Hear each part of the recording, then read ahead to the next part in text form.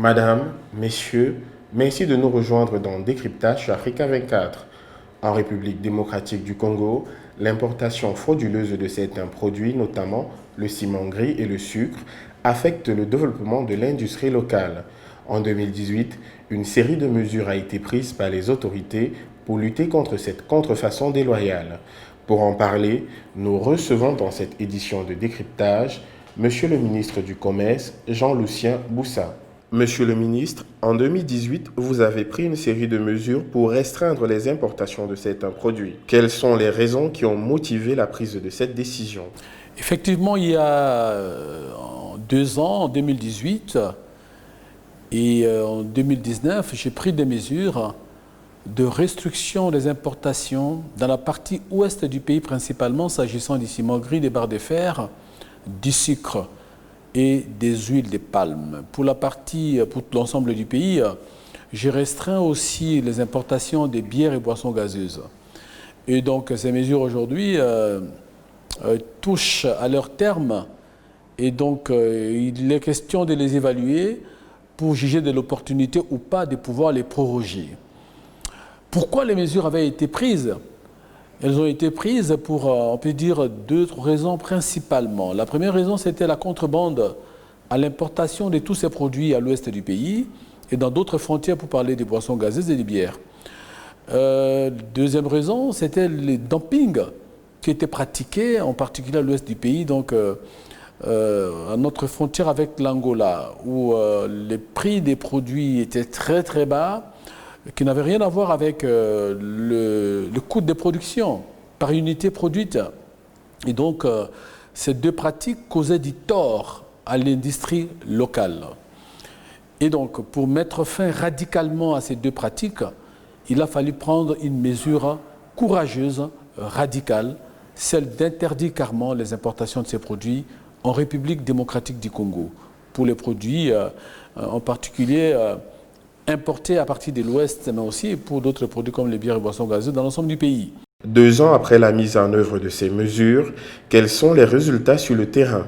Pour parler des résultats, j'avais posé des conditions aux industriels lorsque j'ai pris les mesures. 4 conditions.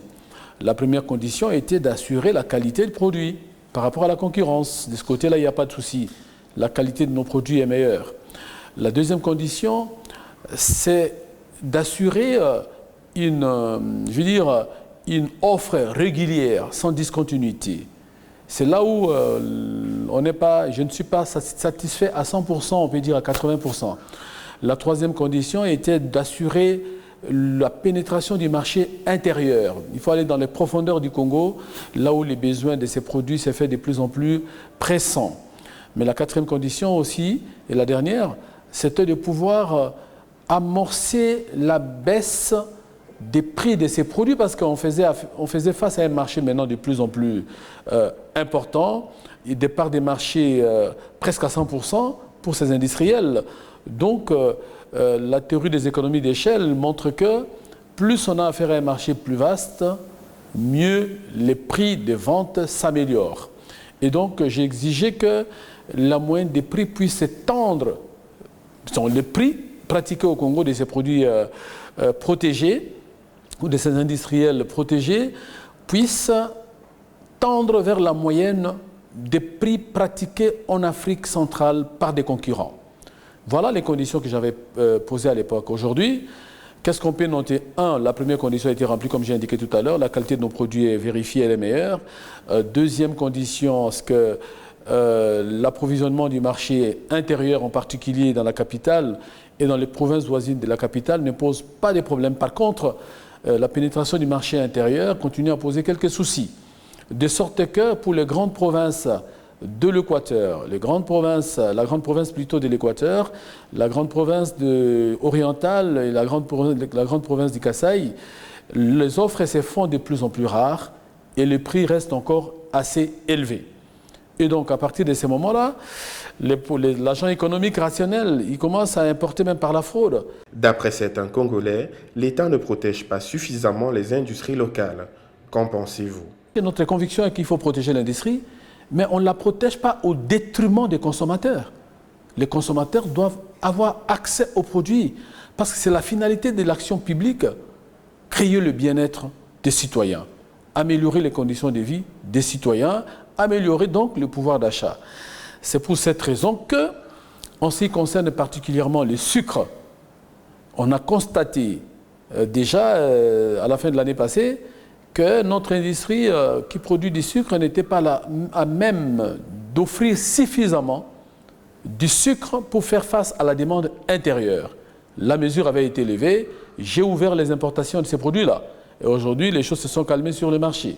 Les consommateurs sont satisfaits. Deuxièmement, en ce qui concerne les huiles de palme, la mesure n'a pas été renouvelée, mais nous sommes en train de travailler parce que les offres sont suffisantes maintenant. Nous sommes capables de pouvoir rentrer même dans le marché extérieur et nous allons, je suis sûr dans les jours qui viennent, après nos réunions avec les opérateurs économiques, ouvrir la possibilité de continuer à les protéger. En ce qui concerne les barres de fer et les ciments, nous sommes en train d'évaluer aussi la mesure pour voir là où l'approvisionnement n'était pas suffisant, que nous puissions avoir une espèce de flexibilité en posant des quotas, en optant pour la politique des quotas. Et c'est pour cette raison que le protectionnisme est total en faveur des industriels du secteur des ciments et des barres de fer est en train d'être examiné pour permettre aux consommateurs de tirer profit du protectionnisme sans forcément créer la pénurie de ces produits. Les mesures prises pour limiter les importations frauduleuses de certains biens ne sont-elles pas en contradiction avec les objectifs de la zone de libre-échange économique? Nous sommes en train de travailler pour concilier les exigences internes, je dirais mieux les priorités économiques internes aux exigences de notre participation à des zones de libre-échange continentales telles que la ZLECAf, mais aussi à des organisations sous-régionales telles que le COMESA, la SADC, etc. Donc on essaie de concilier des intérêts du Congo avec les intérêts de l'Afrique. Et nous allons trouver le juste équilibre qui permet à la fois au Congo d'avoir une industrie qui émerge, qui soit protégée, mais aussi à l'Afrique de bénéficier du marché africain, comme au Congo de bénéficier de ces marchés africain de 1,250 milliard de consommateurs.